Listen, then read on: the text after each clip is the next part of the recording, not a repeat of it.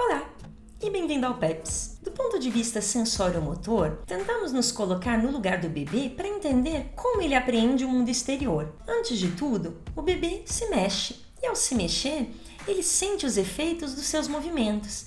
Ele sente as superfícies sobre as quais o seu corpo é colocado, os braços daquele que o carregam, a sua cama, graças à gravidade. Mas ele também é dotado de outras habilidades. Ele ouve as vozes dos adultos, os barulhos ao seu redor, ele vê, ele sente o sabor, as mudanças de temperatura, os objetos que ele toca e tantas outras sensações. Mas do que um bebê precisa para se desenvolver em termos de ambiente? O bebê precisa de um ambiente adequado, nem superestimulante, nem subestimulante, nem incongruente ou não coerente em termos de estímulos. Quando eu falo de ambiente, eu falo de qualquer coisa que possa causar uma reação no bebê.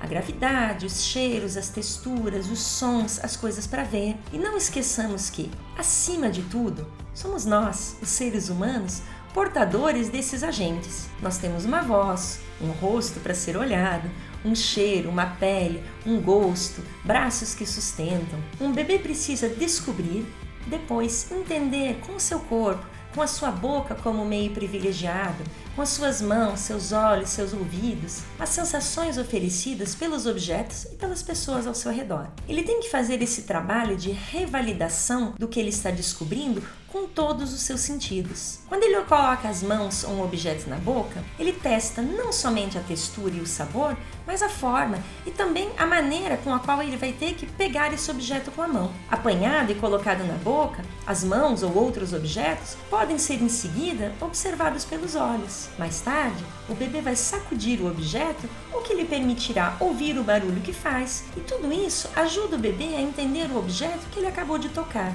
É então fundamental que o bebê possa experimentar com a boca. O primeiro objeto é o seu próprio corpo, que ele descobre se mexendo. Também o corpo dos pais, o peito, a mamadeira, o rosto do outro. E em seguida tem os outros objetos. Também todas as superfícies onde o bebê é colocado, incluindo os braços do adulto, são objetos a serem descobertos. O ambiente físico do bebê deve ser suficientemente rico e fornecer materiais para ele experimentar.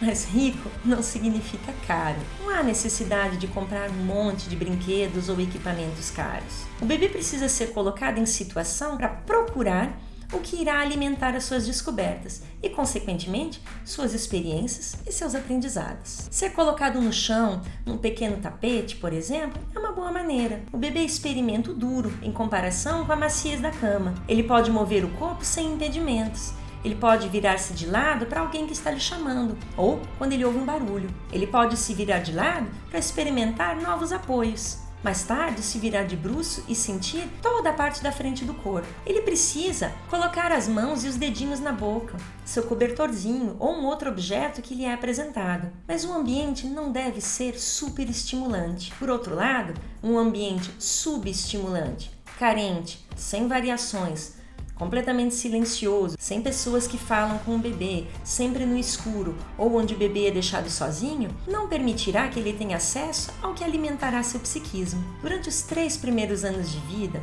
bebês e crianças pequenas precisam ter experiências tridimensionais. Eles não precisam de celular, de tablet ou de TV. Esse tipo de estímulo é forte demais para as capacidades do bebê e reduz o seu campo de experiência. É principalmente a visão que é solicitada, mas num campo muito reduzido, o da tela. Capturado por esses estímulos fortes, o bebê não olha em volta. Ele perde também a capacidade de usar os outros sentidos que o ajudam a entender o mundo. O telefone, o tablet e a TV não são feitos para serem colocados na boca.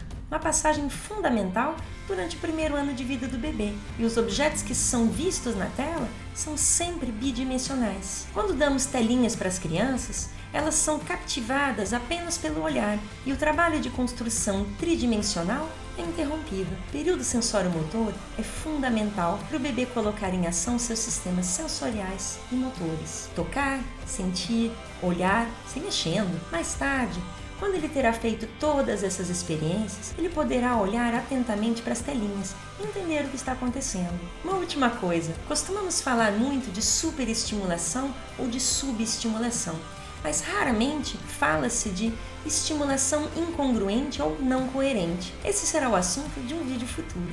Até breve!